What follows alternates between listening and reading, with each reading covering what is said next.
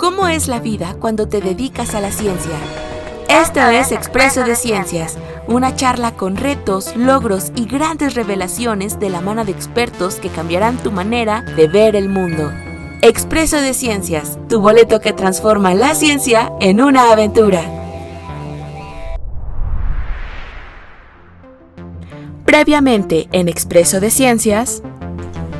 Muy bien, Julián. Y en relación a estos temas que estamos pues ahorita exponiendo, ¿a quién te gustaría que tuviéramos como invitada o invitado en nuestros siguientes episodios? Ay, a muchas personas. Pero si tuviera que elegir una persona, yo creo que a Luis Franco, que es de la UAM Coajimalpa. Él es súper buena onda y estoy seguro que les va a comentar cosas padrísimas. Muy bien. Les damos la bienvenida a Expreso de Ciencias. En cada episodio conversamos con expertos que están a la vanguardia del entendimiento humano y nos adentramos en cómo este conocimiento transforma nuestra percepción del universo y moldea nuestra vida cotidiana. Como siempre, tenemos invitados en cabina. Hoy nos acompaña como entrevistadora invitada Nora Angélica Morales Zaragoza, profesora investigadora titular del Departamento de Teoría y Procesos de Diseño en la UAM Coajimalpa. ¿Cómo estás, Nora? Muy bien, muchas gracias por la invitación. Excelente. No puede faltar la voz que ya conocen, el doctor Julián Alberto Fresán Figueroa, profesor en el Departamento de Matemáticas Aplicadas y Sistemas de la UAM Coajimalpa. Hola a todos, ¿qué tal?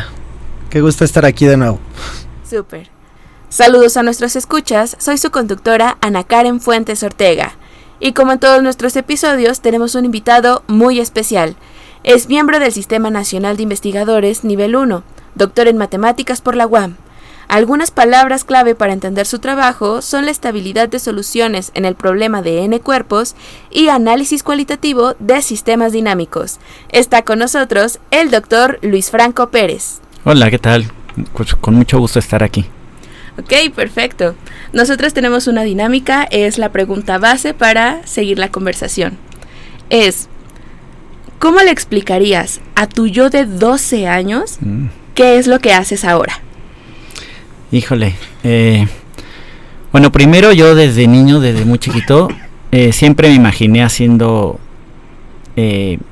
como cuestiones científicas, quizá un poquito por lo que yo observaba en las caricaturas, en las películas, ¿no? A mí sí me emocionaba mucho el papel del científico con una bata y en particular el que se hacía preguntas y de alguna manera por medio de aventuras conseguía respuestas o encontraba más preguntas, pero eso a mí me motivaba. Ya con el tiempo me di cuenta que lo de la caricatura no era tan real y que el camino estaba un poquito complicado, pero aún así yo seguía con la motivación de hacer algo por el estilo, aunque realmente mi gusto por aprender era casi en cualquier área, casi, ¿no? Entonces en particular pues sí, lo que tenía que ver con las ciencias naturales, las ciencias exactas me llamaban siempre mucho la atención.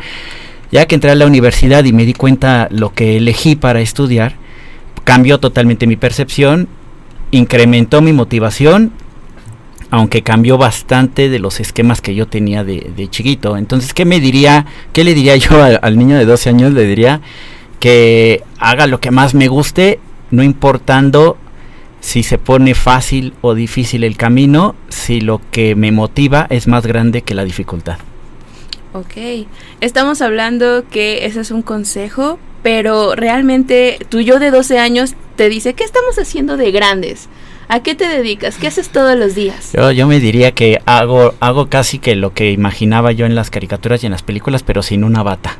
Ok, ¿qué es casi todo? Al leer tu semblanza, yo leí problemas de N cuerpos, hasta pensé que estaba mal escrito. ¿A qué se refiere?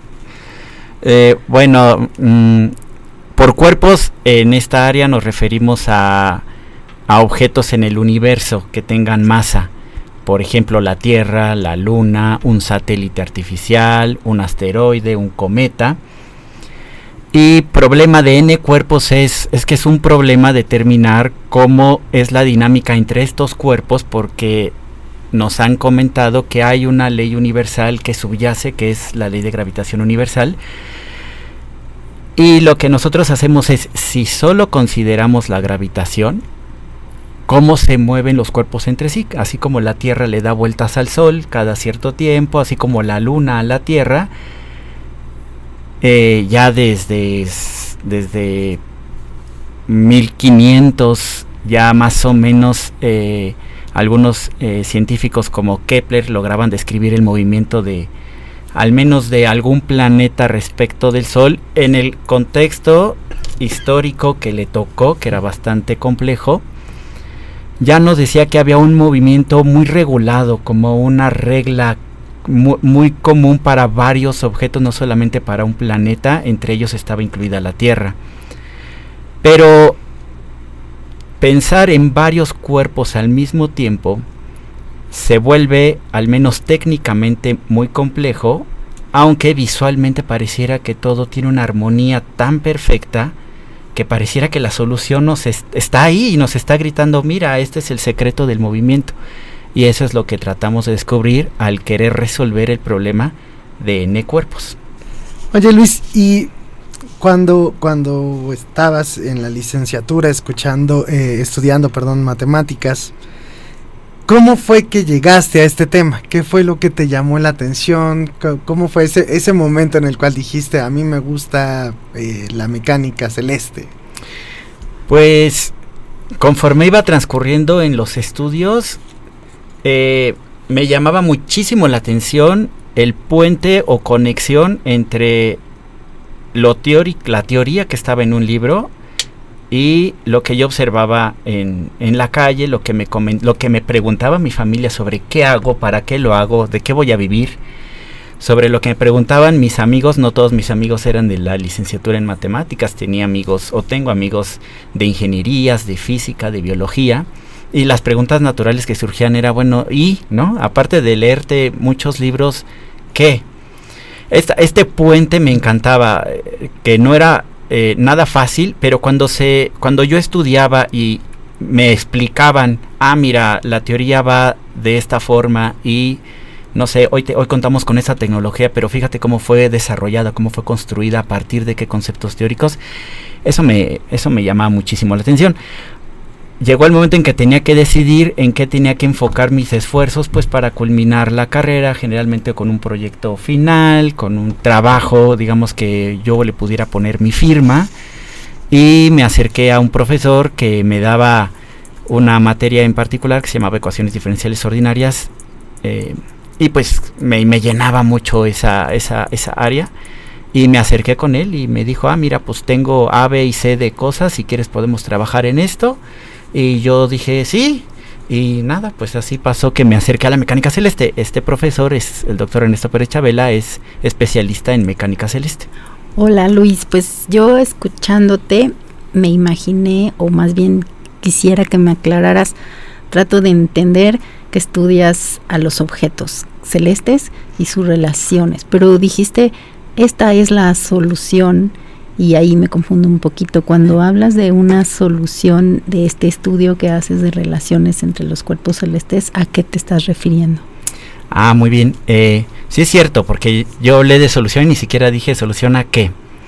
El problema de N cuerpos se plantea como en un lenguaje común que todos encontramos, se plantea en términos de ecuaciones, es decir, igualdades, relacionar variables que representan cosas. En este caso las variables representan la posición de los objetos, por ejemplo el Sol, la Tierra y la Luna a un cierto tiempo, están a tal distancia, con una cierta velocidad, girando o trasladándose alrededor del Sol, y la pregunta es, bueno, en una hora ¿en dónde van a estar posicionados?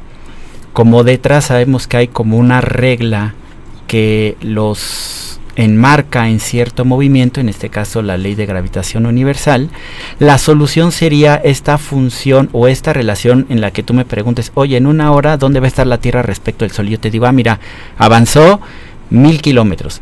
Y si me vuelves a preguntar, oye, ¿sabes qué? Ya no me interesa en una hora, quiero saber en 24 horas, es decir, en un día, ¿dónde va a estar posicionada la Tierra respecto del Sol? Y que yo te pueda responder, mira, va a estar aproximadamente por aquí. Y preguntas todavía más interesantes, como a todos nos puede angustiar un poquito el futuro, es, bueno, ¿y dónde va a estar la Tierra en un año? ¿Realmente le daremos la vuelta al Sol como nos han platicado? ¿O qué va a pasar dentro de 1000 años? o dentro de 1.000.000 de años, la Tierra verdaderamente siempre estará dando vueltas incesantemente alrededor del Sol. Y las ecuaciones tratan de responder un poco a esto.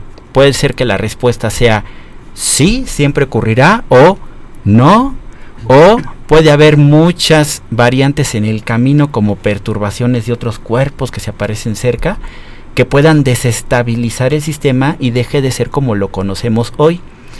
O la respuesta puede ser, ¿sabes qué? No lo sé. Todavía la tecnología matemática es insuficiente para tratar de describir y responder algo de lo que nos surge de incógnita. Uh-huh. Muchas gracias. Ok. Vaya, me llama mucho la atención esta idea tan visual que tenemos sobre estos cálculos, especialmente porque hablamos de cuerpos planetarios, de cuerpos celestes. Uh-huh. Pero me gustaría tener una imagen mental. ¿Cómo se ve esta ciencia? ¿Se ven en gráficas? ¿Se ven en un pizarrón? ¿Qué tipo de herramientas suelen utilizarse en este campo? Híjole, te diría que principalmente la imaginación, pero no es mentira, porque así surgió el área. Ahora contamos con mucha tecnología y la visualización que tenemos de los objetos celestes pues ya puede ser bastante aterrizada con la tecnología con la que contamos ahora. Pero no hace 200 años todo era a observar el cielo despejado y tratar de observar patrones, tratar de instrumentar de alguna manera y sistematizar estas observaciones. Y después de mucho, de recabar muchos datos, pues tratar de observar patrones, alguna característica, alguna cualidad y luego tratar de encontrar relaciones. Y también este trabajo que platico a lo largo de la historia, también no lo centremos en una persona, porque también solemos glorificar a una persona que hizo el gran trabajo, y generalmente es entre muchas personas, porque las discusiones entre los científicos es lo que más enriquece el pensamiento, y además el recuento histórico, es decir, alguien que se hace una pregunta sobre alguna realidad o algún fenómeno, algo observable, debe de discutir con sus contemporáneos interesados y con el pasado, debe discutir con el pasado, aunque las réplicas solamente puedan estar escritas o de alguna manera documentadas, pero siempre tiene que mirar uno siempre al pasado, porque el conocimiento se va construyendo sobre precisamente el pasado.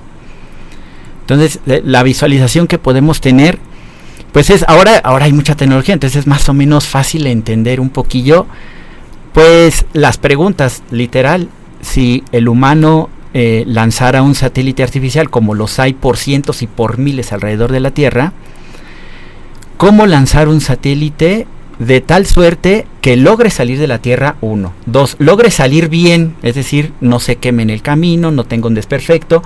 3, no pase algún objeto celeste que no se alcanza a ver desde la Tierra, que sí puede estar en el universo, y lo atraiga, y entonces se lleve nuestro satélite artificial, porque los satélites pues no pueden cargar tanto combustible, aparte de peligroso, sería tan pesado que sería casi imposible de que despegara de la Tierra.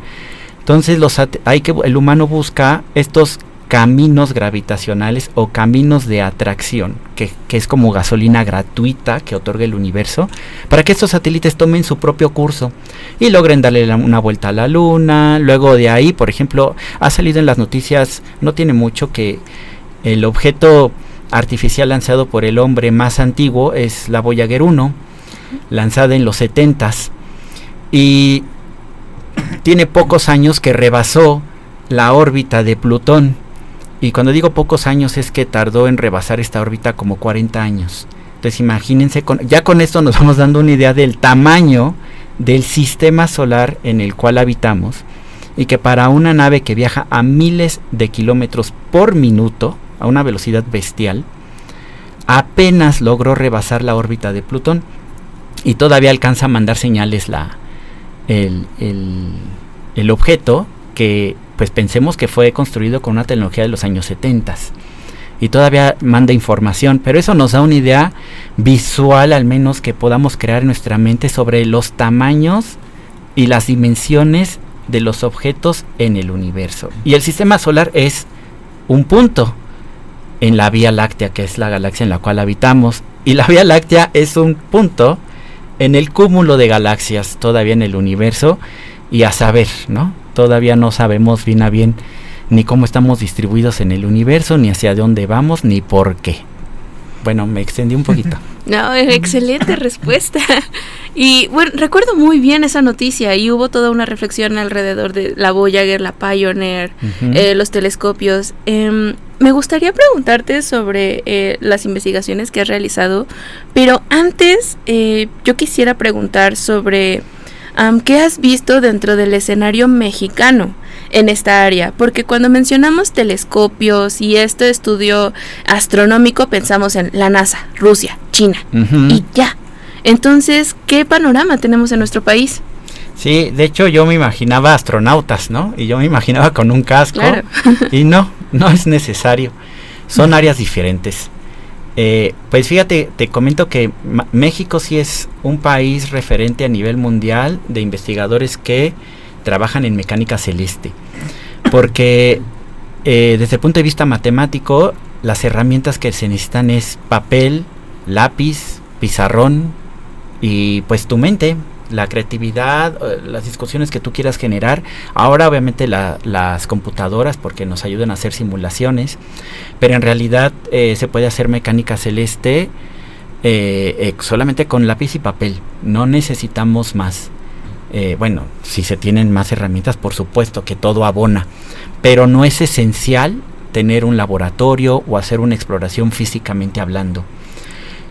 Disculpa, me llama la atención este concepto y perdón si llego a ser redundante, pero ¿qué es la mecánica celeste? ¿Cómo la definirías? Mira, la mecánica celeste tal cual estudia el movimiento de los cuerpos que solamente interactúan entre ellos por la gravitación. Okay. Hay otros fenómenos físicos que intervienen, pero mayormente la gravitación. En realidad es la mecánica celeste y se sustenta en una teoría matemática que se conoce como ecuaciones diferenciales.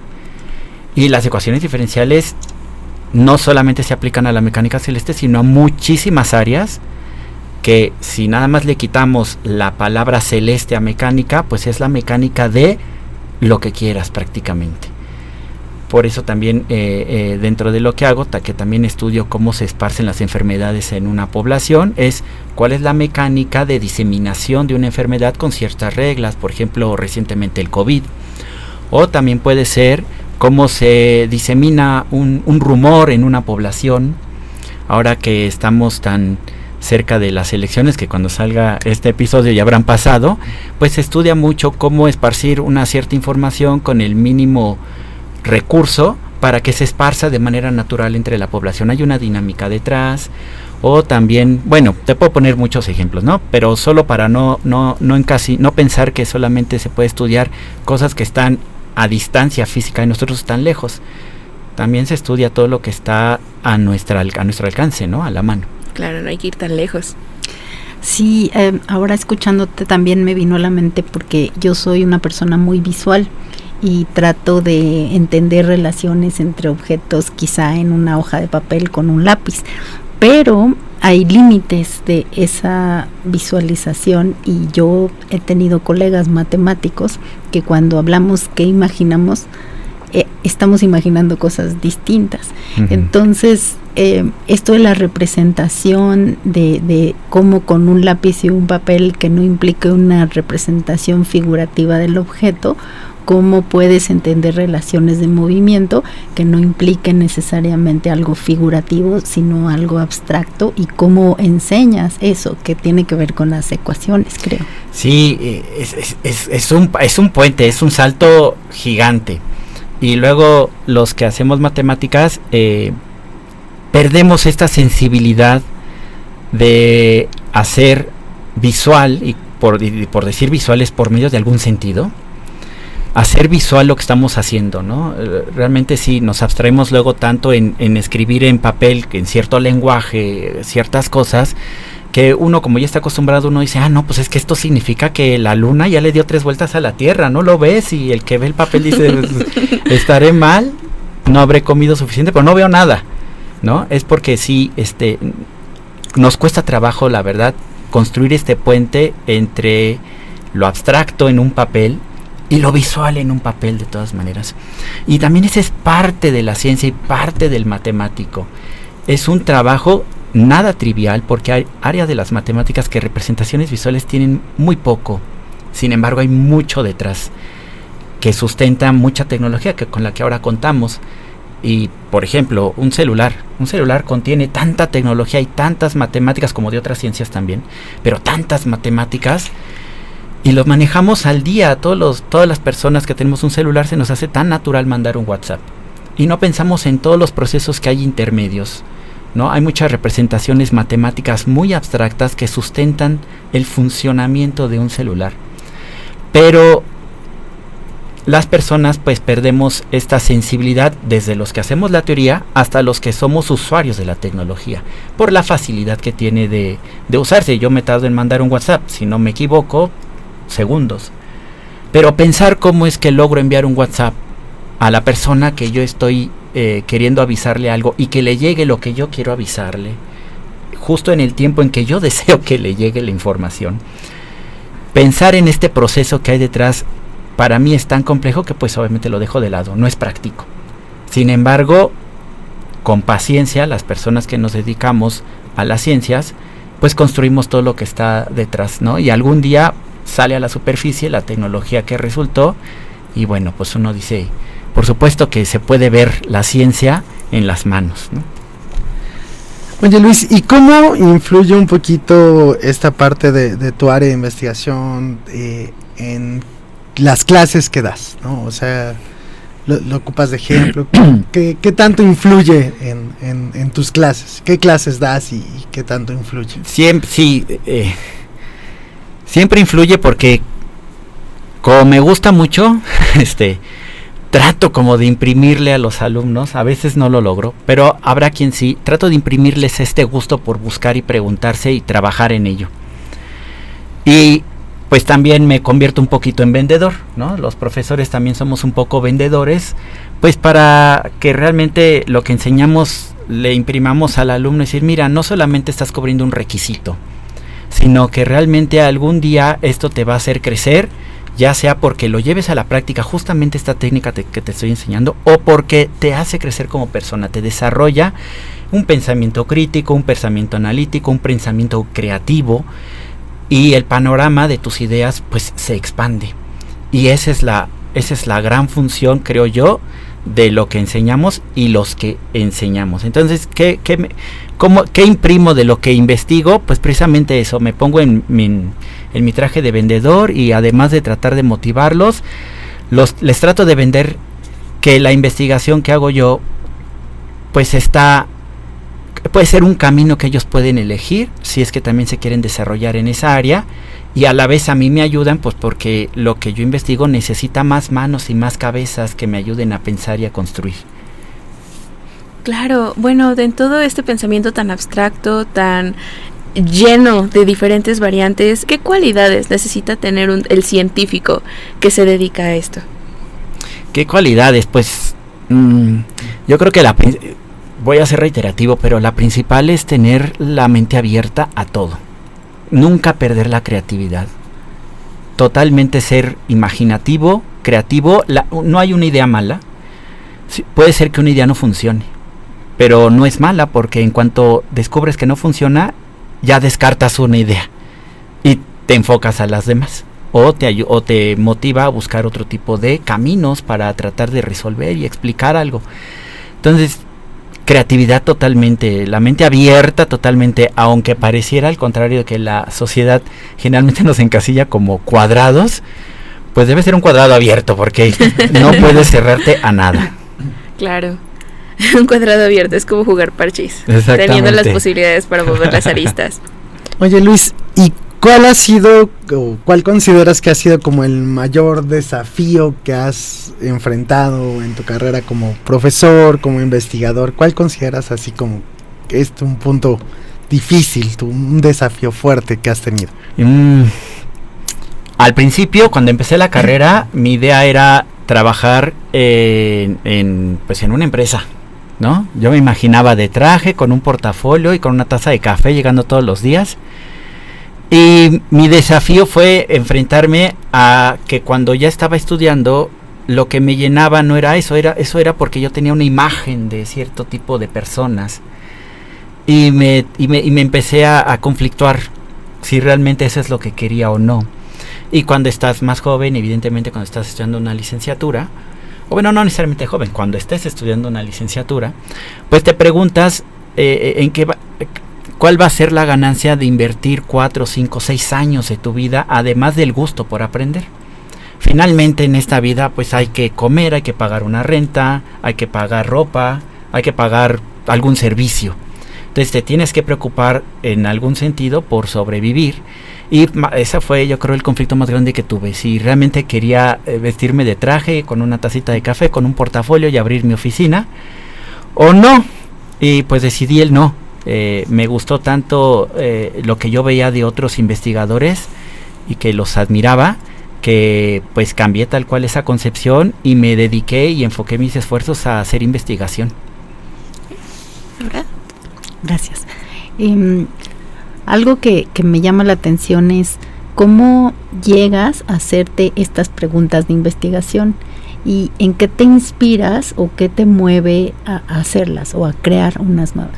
Ok, mira, muy bien. Fíjate que es una pregunta recurrente.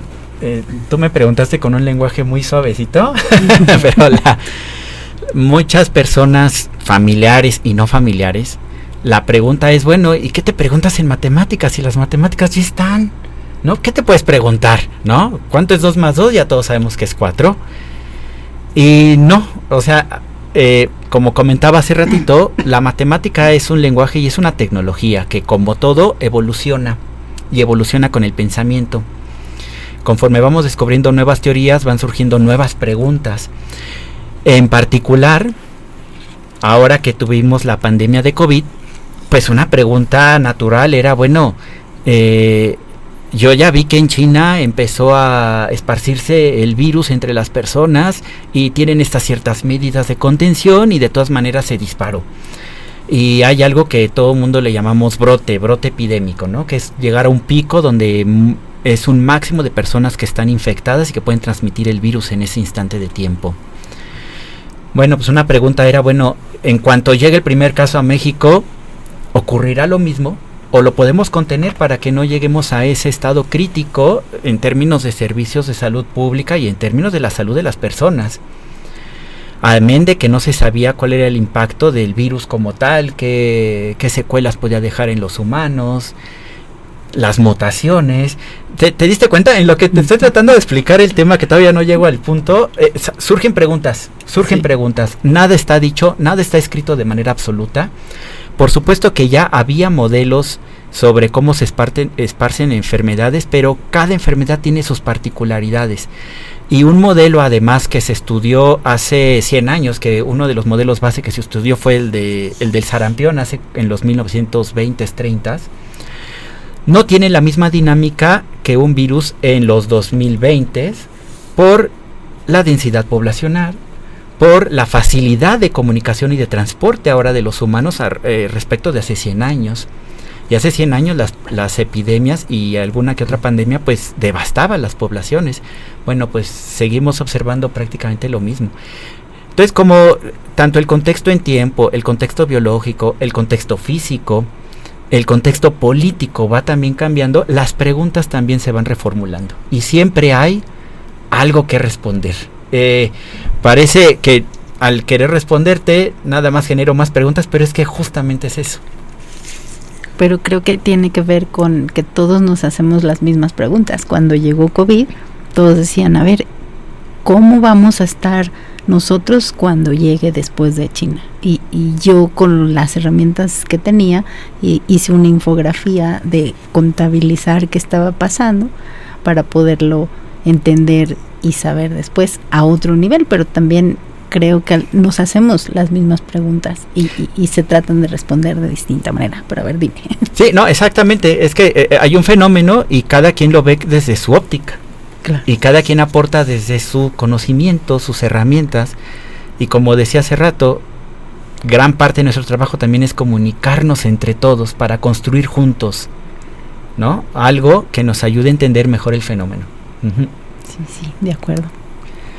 Luis, tenemos una dinámica en el programa que es para conocerte más como persona, como cuál es la persona que está detrás del investigador, detrás del profesor. Uy. Entonces, te vamos a hacer unas preguntas cortitas. Uh-huh. La respuesta es como muy cortita, muy rápida. Es una serie de preguntas como rápidas, ¿va? Uh-huh. En una escala del 1 al 10, donde el 1 es bien poquito y 10 es muchísimo, ¿cómo consideras tu salario? Ay. 8. ¿Tienes hijos? No. ¿Tienes una relación sentimental? Sí. ¿Cuál es tu pasatiempo favorito? Ay, muchos. Ay, sí, no te puedo contestar poco. Muchos, muchísimos. O sea, a mí en particular los deportes me gustan. Leer me encanta, bailar me encanta. Todo lo que signifique construir con las manos me encanta. Bueno, etcétera. ¿Aprendes nuevos temas fácilmente? No. ¿Con qué frecuencia lees un libro? Y depende de la época del año, ¿no? Pero cuando me va bien, un libro a la semana. Y cuando me va mal, un libro al mes o quizás hasta 2 meses, si es que las jornadas de trabajo son muy intensas. Y eso es mal, yo leo un libro al año. Si me va bien. ¿Qué tipo de música escuchas? Híjole, de todo. Más bien no es que no la escuche, pero si pongo música electrónica como a los 3 minutos me enfado. ¿Por qué? No sé, quizá algo en mi mente junto con mi psicología, o probablemente el reggaetón me cansa demasiado. ¿Cuál era tu caricatura favorita de niño? Mazinger Z. Espero que sepan cuál es. Sí. ¿Hay alguna habilidad o talento que te gustaría aprender? Siempre quise tocar un instrumento y por más que lo intenté me doy cuenta que no, y no es que me cierre, bueno, quizás sí, y no sé, pero intenté tomar clases tomé clases de piano y me di cuenta que se necesitaba independizar las manos. Lo que hace una no es lo que hace la otra, y me cuesta muchísimo trabajo, o sea, no, igual la guitarra.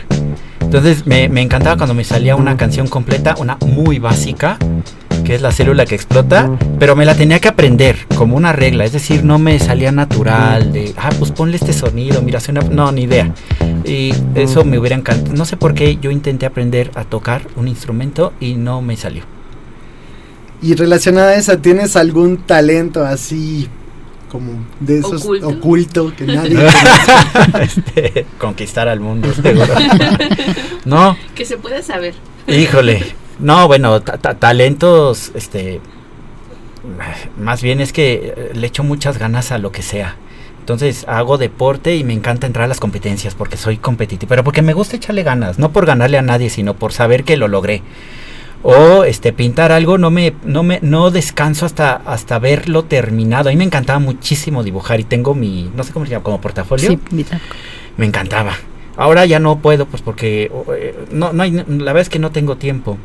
Me encantaría, pero sentía mucha satisfacción ver concluido algo, y entonces le echaba muchísimas ganas. Entonces creo que el talento es más bien que yo tengo la constancia y entonces lo culmino. Entonces parece así de, ay, mira, lo lograste, sí, pero porque lo trabajé, no porque sea brillante, la verdad no. ¿Cuál es tu película favorita, Luis? Me encantaba una de adolescente que se llamaba El violín rojo. No es demasiado famosa, pero me fascinó bueno, no sé si me preguntaste por la película, pero rápidamente es un violín que pasa a través del tiempo por diferentes familias, pero ver cómo el violín no es que tenga un embrujo, pero encierra historias que de alguna manera determinan a quien toma el violín. No es nada mágico, pero me fascinaba la mirada de la película sobre cómo un objeto traspasaba las generaciones humanas y el objeto continuaba y el humano podía estar y luego ya no, y así me imagino que es una universidad, una institución, y luego sí pienso, esto ya es aparte, ¿para qué nos peleamos en presente en todos los sentidos? Hablo, y sobre todo políticamente, si un día estamos y luego ya no, y las instituciones van a continuar de todas formas, ¿no? Entonces no nos peleemos, al revés, cooperemos. Bueno, eso fue solamente no, yo nomás quiero decir que primero dijiste el título de la película y y no lo caché, pero cuando dijiste la trama dije, sí la he visto. Sí, no es tan mercadotécnica, tan comercial. Bueno, sí lo fue en su momento, pero tampoco no es Titanic, pues. Pero a mí eso me abrió, o sea, en ese momento dije, sí es cierto, ¿por qué no lo había pensado así? Y eso me encantó. Yo no ubico la película, ¿es una película animada o en live action? No, es de ¿Es humanos, normal? pues. ¿De humanos? Es de humanos verdaderos. Oye, Luis, ¿y cómo, ahora que nos contaste un poquito de tu vida personal, cómo equilibras tu vida personal con tu quehacer como profesor, con tu labor científica? Pues cuesta trabajo, porque las dos partes necesitan tiempo, dedicación, y pues sí, uno tiene que tratar de equilibrar. A veces uno le dedica más tiempo a una área que a otra, y la verdad es que las dos se deben de complementar para que salga uno avante de ambas, si es que uno se quiere desarrollar en ambas, ¿no? O sea, cuesta trabajo, sí, pero las dos son necesarias. Me parece que una alimenta a la otra. Si estás bien en tu parte, en tu vida personal, estarás bien para trabajar, y si estás bien trabajando, estás a gusto, lo transmitirás en tu vida personal y viceversa. ¿Y cuál ha sido o cuál consideras que ha sido tu mayor logro personal, profesional? ¿Algún logro así? ¿Qué significa para ti? Logro profesional, pues yo creo que trabajar en la UAM. Sinceramente, si era... No es un anuncio hueco. Todavía me tocó la época en la que ya los espacios estaban contados, pero había espacios. Entonces era para mí igual una competencia, y dije, no, pues como competitivo que soy, yo quiero esa plaza y me la voy a ganar. Entonces yo luché, todo lo que tenía que hacer lo hice. Ahora entiendo que la situación estaba más complicada, todavía más compleja. Y antes, lo que me contaba mi asesor y otros profesores previos, pues parecía que entraban con la puerta abierta y, a ver, elijan un escritorio, ¿no? Prácticamente, digo, estoy exagerando, pero pues sí, claro, la situación de hoy es muy diferente. Entonces sí, cuando logré la plaza de profesor en la UAM, para mí fue un escalón enorme que logré conquistar de alguna manera. Y personalmente, pues casarme. El día de mi boda fue de los días más felices de mi vida. O sea, fui tan feliz, fue la fiesta más, fue la pachanga más increíble que pudimos haber hecho, la verdad. Muy bien, Luis. Y ya como en la recta final de nuestro programa, ¿qué consejo le podrías dar a estudiantes de preparatoria que están interesados en las matemáticas? Pues primero, qué bueno que están interesados en las matemáticas, como en cualquier otra área. O sea, todas son importantes. Y si realmente tienen gusto, igual lo que explicaba, lo que me pasó a mí, que en el camino, si es que continúan en este camino, no se desesperen, no se desilusionen. Las cosas a veces no son como parecen, pero si los motiva algo más que solamente cumplir una carrera o un estudio o un diplomado o lo que quieran, pues que no se desilusionen, que continúen si es que siguen teniendo esta motivación. Y segundo, no escuchar algunos consejos no tan buenos como lo es ¿y eso para qué? Pero es que te haces aburrido, o es que de qué vas a vivir. Yo considero que primero te desarrollas sobre lo que quieres, y esto mismo te va a dar los frutos que estás buscando, si no estás basado evidentemente en una ambición muy específica, ¿no? Yo hasta replantearía esa pregunta, porque hay personas que, por ejemplo, se dice mucho que se estudia diseño para huir porque no saben las matemáticas. Ajá, sí. Eso es así como que, porque es, no, que llegamos sí, y les preguntamos. Es que ahí no hay matemáticas. Porque es que era lo único que no tenía matemáticas. Yo creo que hay que pensar un poco en comunicación también, en cómo hacemos para que nos gusten las matemáticas, porque a lo mejor crees que no te gusta o es la matemática que has conocido hasta este momento, pero conforme más avanzo en mi carrera, me doy cuenta del valor de las matemáticas. Y eso que yo estudié diseño porque a mí me gusta dibujar, es distinto. No iba huyendo de las matemáticas. De hecho, mi mamá me dijo, es que, ¿por qué no estudias arquitectura? Que ahí ves matemáticas de alguna manera, pero es más, es como te da más estatus, ¿no? Y diseño, pues nadie sabe qué es eso y cómo lo vas a hacer, y yo, pues no, es que a mí me gusta dibujar, pero bueno, quizá la pregunta es, aún y cuando no te gustan, ¿cómo podrías encontrar valor en las matemáticas? Ay, complicado, porque como la persona ya no le gustan, ¿no? Evidentemente ya hay un prejuicio. Es como decir, ¿sabes qué? No me gusta el pollo, pero a ver, ¿cómo le harías para que sí te guste y te lo termines comiendo? Híjole, depende en dónde nació el no gusto, ¿no? El gusto negativo. Pero, o sea, evidentemente no es para que a todo el mundo les guste, pero sí es como tú mencionas, no generar una aversión. Por ejemplo, a mí no me puede gustar, por ejemplo a mí, yo simplemente decía, yo derecho no voy a estudiar, porque yo soy tan malo para la memoria, que me genera demasiado estrés saber que me tengo que memorizar algo, porque seguramente me voy a equivocar. Verdaderamente soy muy malo para la memoria, entonces yo dije, todo menos derecho. Sin embargo, entiendo que las personas que estudian leyes son tan indispensables como el ingeniero, o son tan indispensables como el médico, y cada vez que encuentro un amigo abogado y me explica, me encanta observar las aristas que ellos analizan en un caso, y eso me gusta, aunque yo a las leyes yo no le entro, ¿no? Ni me digas, oye, apréndete esta ley por mí, porque el día de mañana lo voy a usar, jamás en la vida lo voy a hacer. Sin embargo, escucharlos, plantearse los problemas que ellos tienen, a mí me abre la mente y me hace ver las cosas de distinta forma. Yo le diría a los que no les gustan las matemáticas eso. No las hagas diario, por supuesto, pero cuando te encuentres con algo que tú percibas, aquí hay matemáticas, no te cierres y trata de verlo con otros ojos, porque no sabes si posteriormente pues te ayuden, te sirvan, por supuesto. Sí, claro. Bueno, se rompe un poco esta imagen tan estricta del científico, tan estricta de un pensamiento completamente gris y recto. Al contrario, se necesita mucha creatividad, mucha amplitud. Y a principio del programa mencionaste que no usas bata, que no querías usar como uniforme o traje, porque eso realmente es también un concepto muy liberal alrededor de pues estos estudios. Y en ese sentido, tanto Luis como el científico, como Luis como la persona que vive en este planeta, me gustaría saber cuál es el logro más significativo que esperas alcanzar en tu carrera. ¿Qué resultado dirías? Ese es el resultado. O sea, técnicamente hablando. Sí. Sí. No, está más difícil, mejor. Que nosotros podamos entender. Híjole, es muy complicado. Es muy complicado porque no hay un resultado final, no hay una meta, porque igual llegas a esta, entre comillas, lo que tú llamabas meta, y pues siguen surgiendo las dudas, y entonces es un camino sin fin realmente.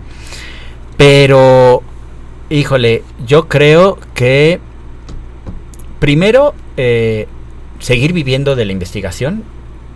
Eso para mí es una meta que me llena hasta eso, yo creo que hasta el último de mis días. Bueno, no sé hasta cuándo sea capaz de realizar investigación, pero yo espero lo más que se pueda.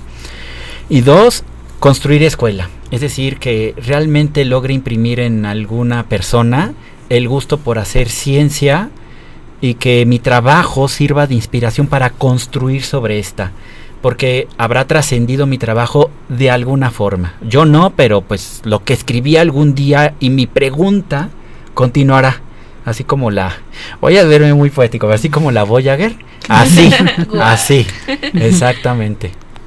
Oye Luis, ¿y cómo ves el futuro de tu campo de investigación? ¿Consideras que sigue habiendo un montón de... Sí. Ay, perdón, te interrumpí. De problemas? Sí, adelante. No, totalmente, yo creo que cada vez como sociedad, y más la sociedad mexicana, cada vez como que somos más perceptibles a este tipo de campos de trabajo, que ya no solamente se quedan en pizarrón y en un salón de clases, sino que efectivamente las empresas, las industrias, las instituciones privadas y gubernamentales ya saben que se pueden apoyar en la ciencia para tomar mejores decisiones, ¿no? En el quehacer de la institución tal cual. Y en este sentido, ¿qué mensaje le darías a las chicas y chicos que están estudiando matemáticas en este momento y que les agrada tu área de investigación? primero, que padre. Segundo, que, bueno, yo trabajo en la UAM Coajimalpa.